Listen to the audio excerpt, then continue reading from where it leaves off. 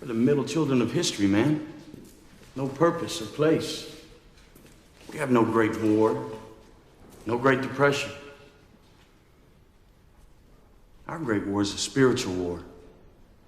Our Great Depression is our lives. Hello friends, welcome back to the channel. So, if you were to choose one or the other, a perfect intimate relationship or achieving your highest purpose, which one would you choose? If you're like me, and I believe most men, you would choose to succeed at your purpose. But if you're a woman, like most women, you would choose to have the perfect relationship. In this video, we're going to talk about why men measure their lives through their accomplishment, their mission, their purpose, while women measure their lives through their relationships. And I'm going to reference this book here, The Way of the Superior Man by David Deida. So first, let's talk about why it's important that as a man, you need to measure your life primarily through your accomplishments, and what are the consequences if you were to put your relationships first. As a teenager, you're raging with hormones, and it's quite natural for you to spend all your time thinking about women, sex, and relationships. But as you get older, you start to realize that women cannot be the focus of your life. Your main focus should be about your accomplishments, your mission, your purpose. In the book, the author describes, every man knows that his highest purpose in life cannot be reduced to any particular relationship. If a man prioritizes his relationship over his highest purpose, he weakens himself, disserves the universe, and cheats his woman of an authentic man who can offer her full, undivided presence. As a man, you're supposed to build your own life. Your life should be the perfect expression of your creative masculine energy. This is one of the core tenets of masculinity. It is to build, to create, to achieve. Your focus should be inward. You should be focusing on yourself, creating your own life. When your focus is outward, you're looking for something on the outside to fulfill you. You won't find it. Your core will feel empty. Now, don't get me wrong here. I'm not saying that you don't need a relationship. You do. We all do. But a relationship is only one aspect of your life. Your first priority should always be your accomplishments, your purpose. In fact, when you completely immerse yourself in your purpose, you often forget about relationship. Even when your relationship is going badly, your woman is complaining, nagging. Most men can't wait to leave the house and go to work because at least they'll be at peace when they're working. And when you are in your element, you align with your purpose, you are happy. And here's the ugly truth. For most men, their woman is replaceable. It's harsh, but it's true. Deep down, you know that if you were to lose your woman, sure, you'll be sad and you'll grieve, but eventually you'll find another one. This is because a man's priority is his purpose, and he will always gravitate towards women whom he feels will be most supportive in achieving his purpose. This is why, from an evolutionary perspective, men were incentivized to be strong, independent, ambitious. They're meant to be leaders, creators, the ones with vision and dedication to achieve their life purpose. Now, biologically speaking, women have less freedom and less autonomy than men because they have 9 months of pregnancy, followed by many years of raising children. And if she has multiple children, that's potentially decades of her life being responsible for her children. This is just a biological reality, and knowing that evolution is only interested in survival, it makes sense that evolution would positively select for the traits that would make a woman a good mother, like nurturing, empathy, and patience. However,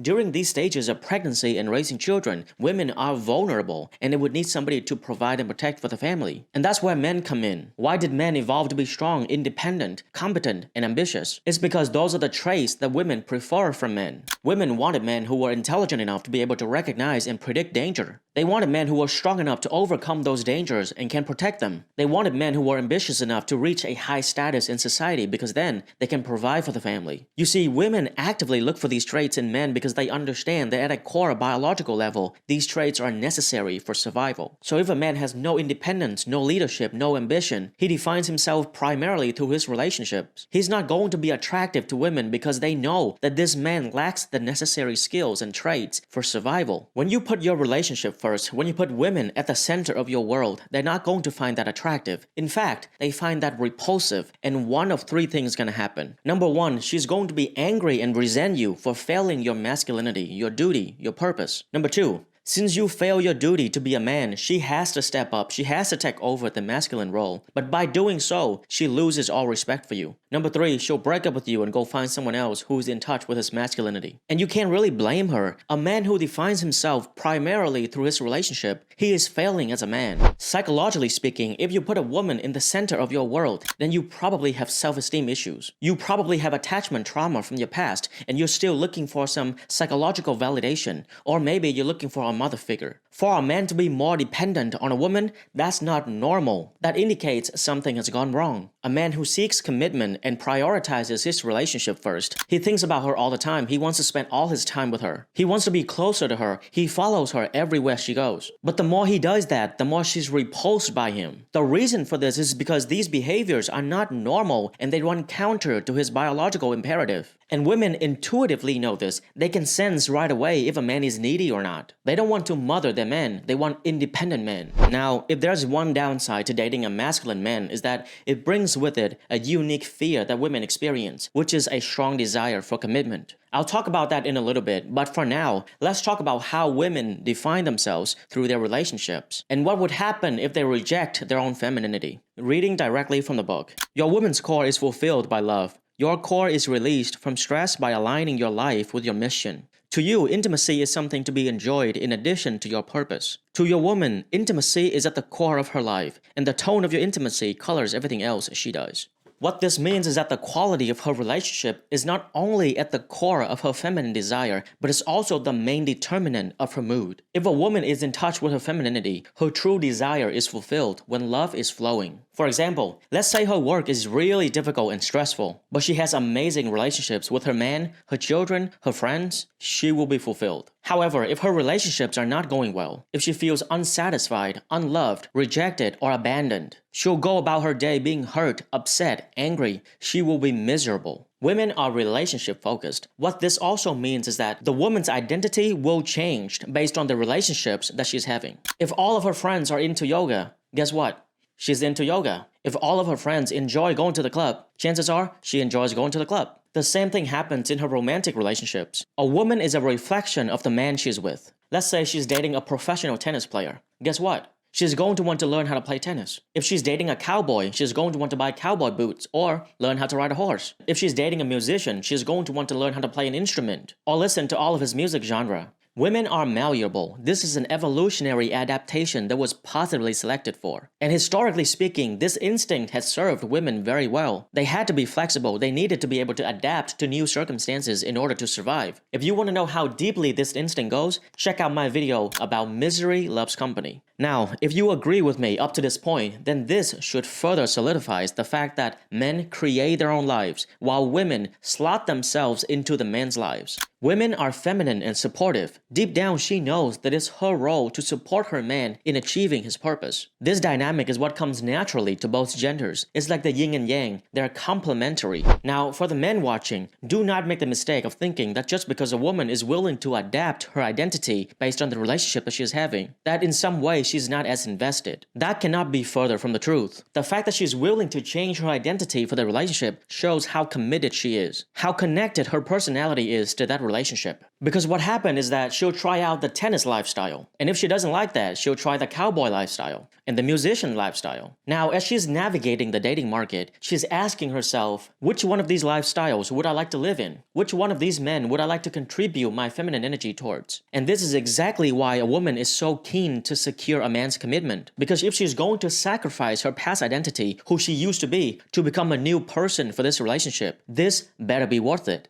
This needs to work out. On top of that, what if she gets pregnant and the man doesn't commit to her? Then who's going to protect her? Who's going to provide for the family? This is why women always push for commitment in a relationship. What are we? Are we dating? Are we in a relationship? When am I going to meet your parents? When are we moving in together? When are you going to propose to me? Women seek commitment from men because they need to make sure that their sacrifice is worth it. They need to know that their energy is not going to be wasted. Now, let's talk about what would happen if a woman rejects her own femininity. Well, the obvious answer here is that she's going to struggle in her relationships. She'll try to identify with her masculinity. She'll start to think that she must live her independent life. And maybe there's some truth to that. Perhaps she just got out of a bad relationship. She's going through something in her personal life, and it's better for her to be alone at the moment. Maybe she's focusing on her career. There's something going on that makes her believe that she is better off by herself temporarily. While it is important for both men and women to be independent and self-sufficient, it is destructive for women to try to ignore the importance of their relationships, especially their romantic relationships, because the desire for connection, intimacy, and companionship is at the center of their well-being. And this is not a cultural conditioning, it is biological. We are social creatures, we want companionship, especially women. In today's society, we have become so anti-feminine that women are trying to deny their own femininity and adopt the masculine mindset. They believe that being feminine means being weaker or inferior in some way. So, they focus on their career. They want to take charge, they want to be independent. But like we discussed earlier, men and women have different roles, and these roles are deeply rooted in evolution. When a woman is forced to be independent, take charge of the relationship, when she is forced to be more masculine, she's acting in a way that runs counter to her biological desire. And by denying her own femininity, she is committing violence to her own mindset. She is predisposing herself to a lifetime of emptiness and depression. It is not a weakness to admit that you want a relationship. The strong feminist woman who claims to be independent, I don't need a man, this is not strength.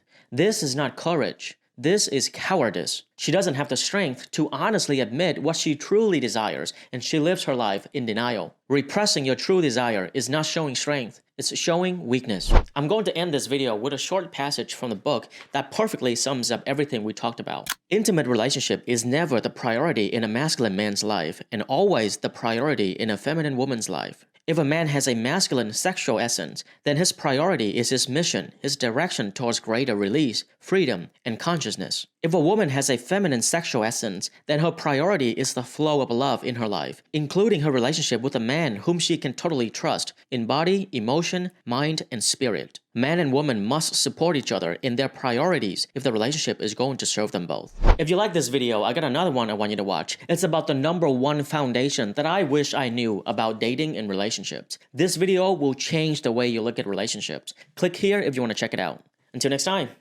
stay curious.